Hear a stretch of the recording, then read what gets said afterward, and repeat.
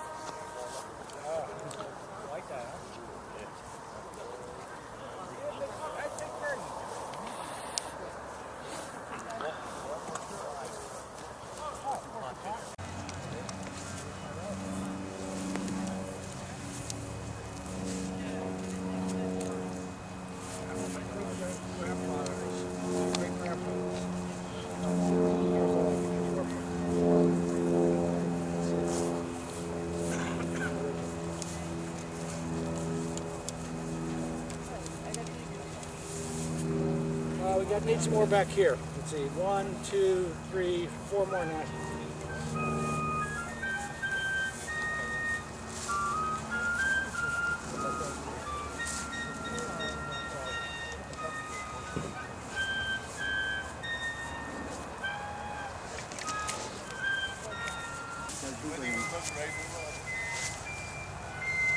Any more nationals?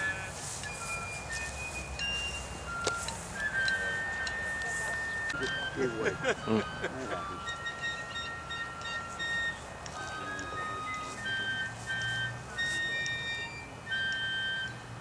EJ. Need 2 for this row will be done. Thank you. Attention, brigade. Present. Arm.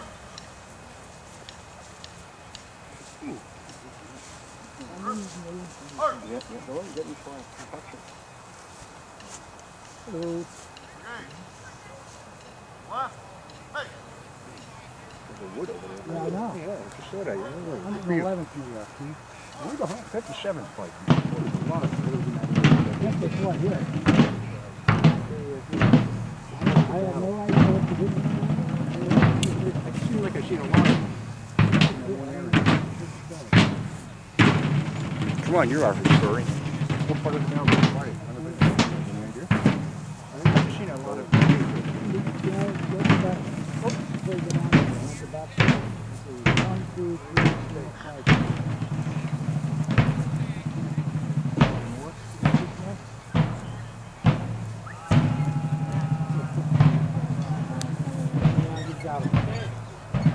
So yeah, you know, before we finish this, I'm going to get those guys here. Yeah, we need some in here. Back here, Jimmy. Right here, place. There's a statement over there.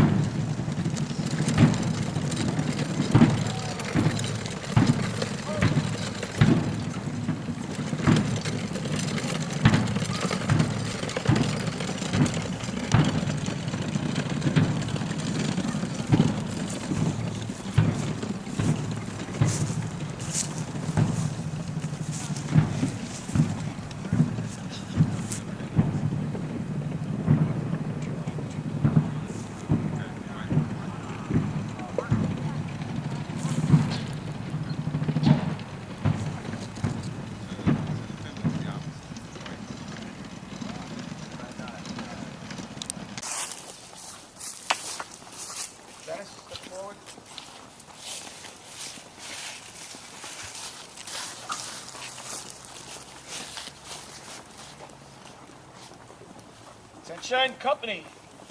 Shoulder, arm. That's what we've been waiting for, boys. It's here. The new regimental. Stephen Hill drove up from Maryland last night. Drop it off to us.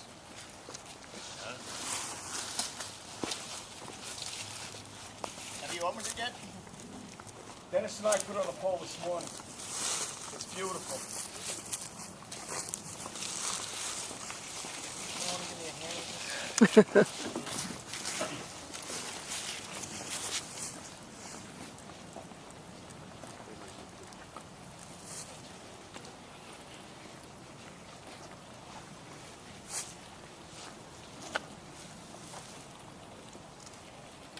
Meeting before we came here. And he always said that the 67th, actually, I'm sorry, the 1st Long Island, went into battle with their laurel wreaths on the flagpoles. Gentlemen, I got the laurel wreaths.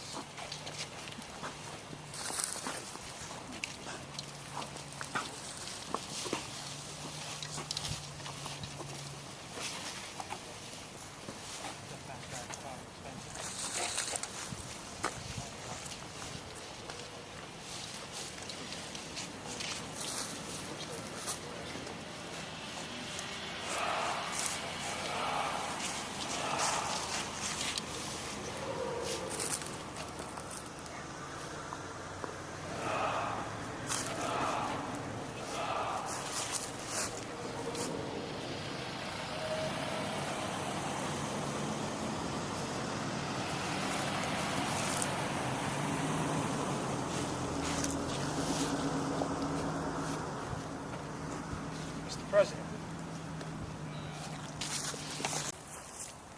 Well, before I begin, I know I always ask every year. Of course, as president, it's my job to give the speech for Remembrance Day, but if there's anybody else who has any words that they would like to say before I begin, you're more than welcome.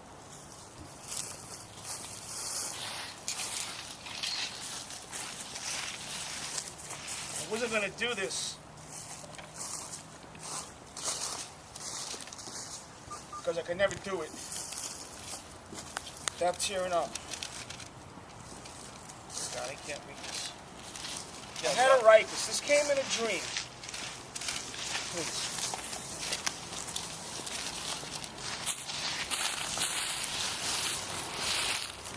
Time after time, the men of the First Long Island with their laurel wreaths upon their flags went to battle.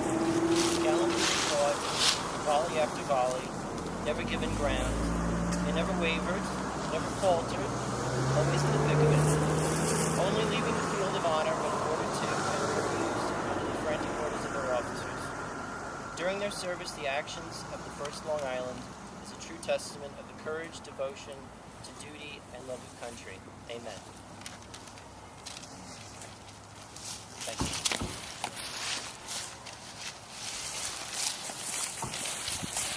Well, this year is unique because we actually have a double header here on Culp Hill.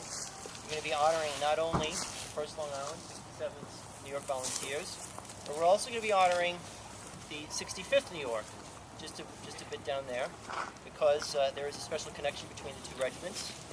67th New York mustered in June 1861 and mustered out in June 1864, and many of the veterans then fell in with the 65th New York and fought all the way to the end of the war. And instead of giving a speech, I thought I would read off a pair of letters written by original members of the 67th. The first one was written by my alias, William Kent, who was honorably discharged in June 1864 when the 67th New York 3-year term expired. He wrote this from his home in Brooklyn, and it's addressed to his friend, Edmund Kirby Russell, who, like many in the 67th, re-enlisted and served out the remainder of the war in the 65th. December 10, 1864. Dear Eddie, I hope when you receive this, that you and all of our comrades are healthy and in high spirits in the ranks of the 65th New York. Firstly, let me congratulate you on your ascension to Major in the 65th. Had our regiment not been disbanded, I am certain your elevation to such an honorable role would have been inevitable. I learned the good news while following your exploits in the papers, and I am keen to learn how you single-handedly defeated the enemy at Cedar Creek in the Shenandoah, although Sheridan has already stolen much of your thunder. Truth be told, I was cross with you for not having written your good friend all the particulars, but then I can only chide myself for being equally remiss in not communicating to you. It's been near 6 months since the 67th ended its 3 years in the battlefield. But you know well my affliction. The rheumatism has not ceased and has plagued me like no bullet in battle. My dear wife has had to work for us, as this curse makes my job as a painter intermittent at best. She has offered to write letters for me, but I am too prideful. For what kind of a soldier would I be if I could not muster the strength to write a dear friend? If not for this sickness, I too would be at your side. But while you all had the good grace not to express it openly, I knew full well what a burden I had become to the regiment. Words cannot express how I miss you, Eddie, or the others, and joy it was to be reunited with my wife when our beloved 67th was disbanded. I must confess that part of me died that day. With no kin here in America, all of you became my family, my brothers in arms, in the most literal sense, and I pray one day we can all stand united in peace, just as I wish our nation. Please give my affections to Will, Martin, Patrick, Jim, and all the others that are carrying on the fight. And remember that all those who fought by your side in the 67th, whether present on this God's earth or not, are fighting alongside you in spirit. May Providence carry you home safely to us. Ever faithful, William Kent.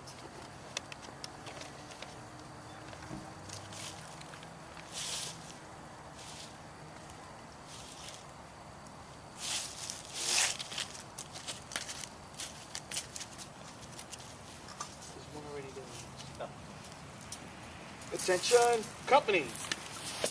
Shoulder, arms.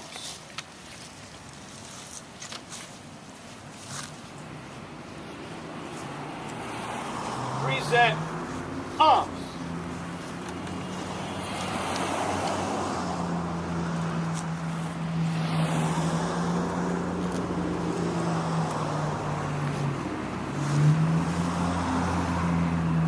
Shoulder, arms.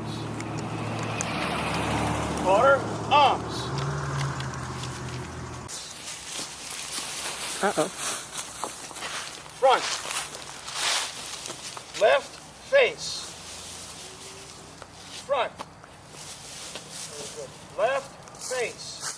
Forward, bifiles. Right, march.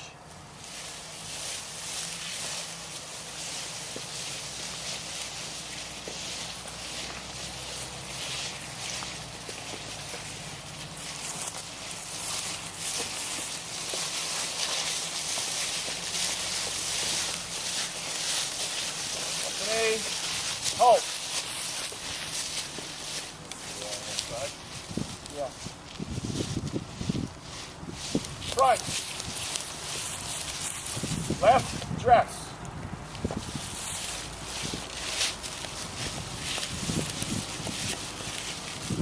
Order, arms.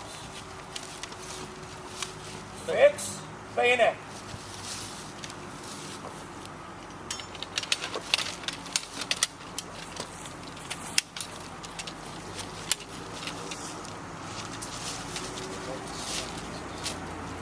Brian? Yeah, I know. Brian? Brian. Brian? Brian. You?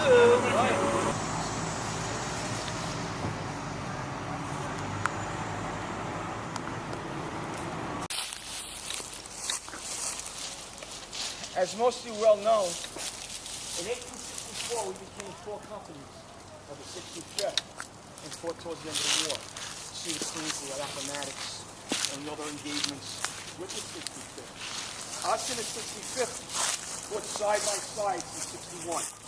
We were always together. There is no 65th New York Infantry, as far as I know, a reenactment team. So last year I had mentioned it'd be nice if we did something for these boys. And here we are. And for you.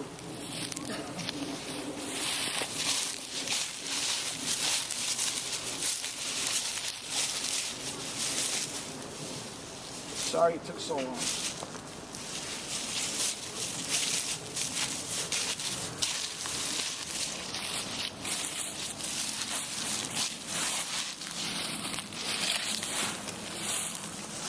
Company parade, rest.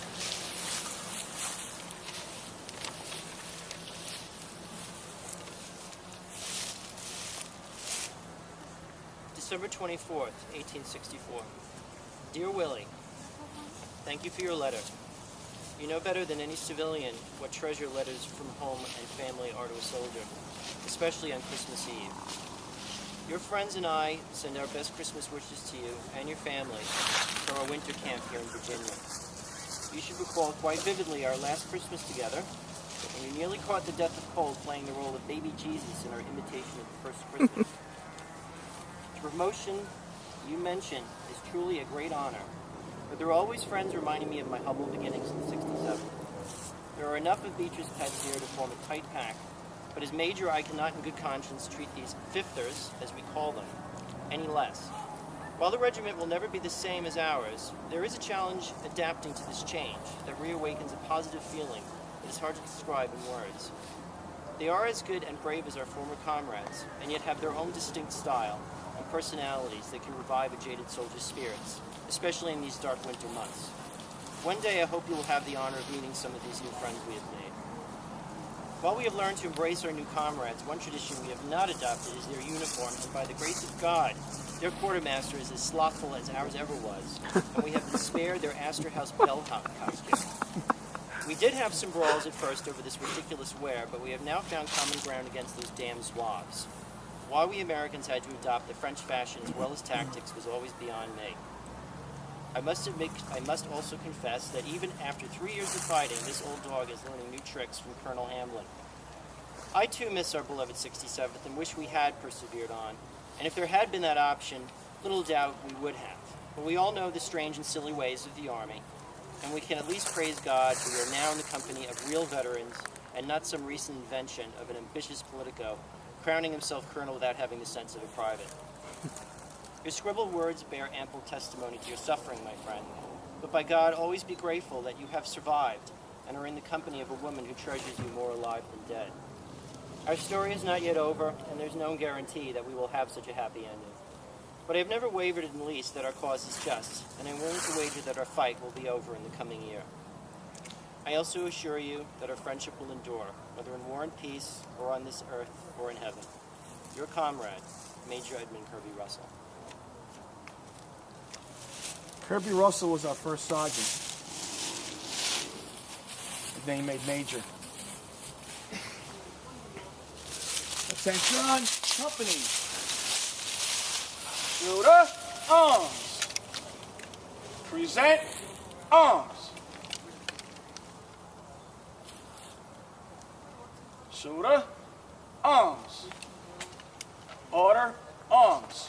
3 cheers for 65th New York. Hip hip, hurrah! Hip hip, hurrah! Hip hip, hurrah! And a tiger. And a pirate. And a Miss Nancy. Captain, Sir, another photo op? another photo op, absolutely.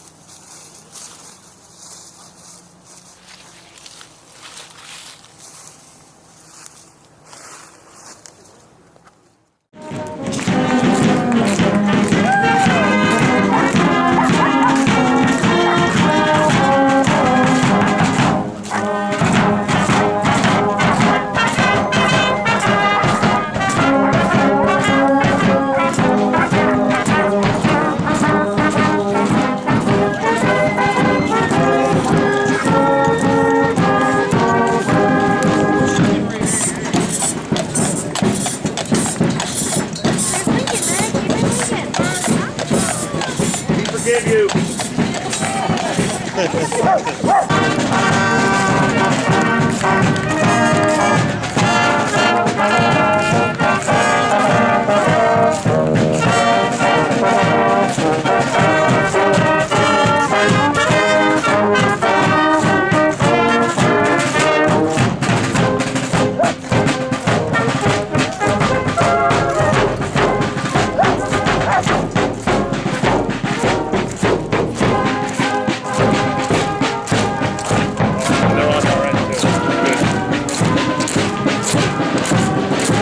I see your dad.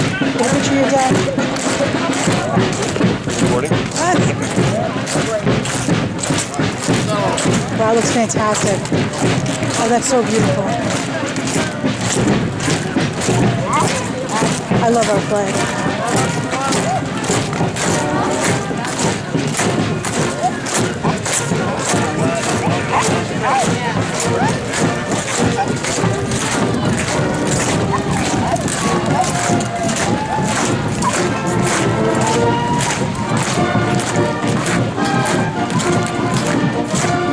I guess they're in the Midland Gun, huh? 88 is in the Midland Gun, I guess.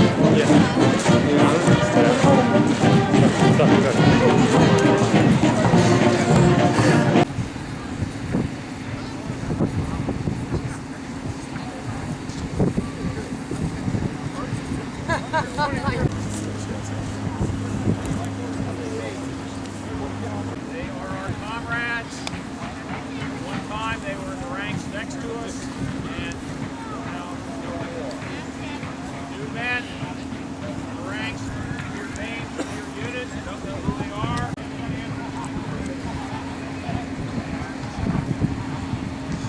A dear friend of mine, former high school classmate that does poetry of the Civil War, reads one of her poems. Diane, one day will be remembered. Can you hear me okay? Yeah. As long as we can take a breath, these men will be remembered.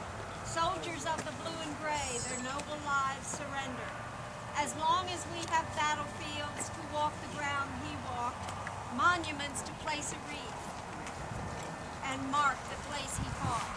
As long as we have men who care enough to spend their lives searching for the truth and fact within historic files. As long as we have reenactors sharing their great passion, men in blue and butternut will never be forgotten. As long as we have strength and life to walk a battlefield, to leave a rose, perhaps a tear, for soldiers who were killed. We'll make a pledge to those who fought on battlefields of yore, Manassas, Shiloh, Gettysburg, the wilderness, and more. The names we know, the names we don't.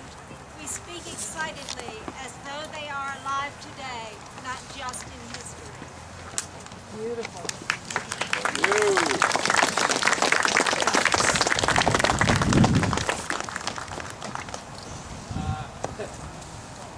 I have a tough time reading her poems when she sends them to me. Believe me. She does a tremendous job. She has a couple books out. Are they in the bookshops here? They're with the Christian Commission. They're with the Christian Commission, so if you want to get some of her poetry, she has one of Union, some of Gray, New one coming out. and a new one coming out. So she does a very tremendous job. She also has some fantastic photographs she's taken on the battlefield. And of course, she always pays tribute to the North Carolina guys because that was my home. So, yeah. But anyhow, guys, with that, the Army of Northern Virginia, attention, shoulder, march, forward, march, halt.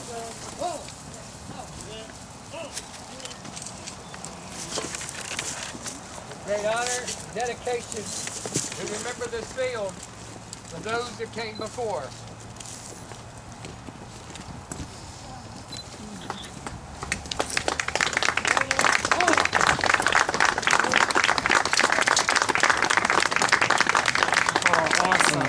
My God, that's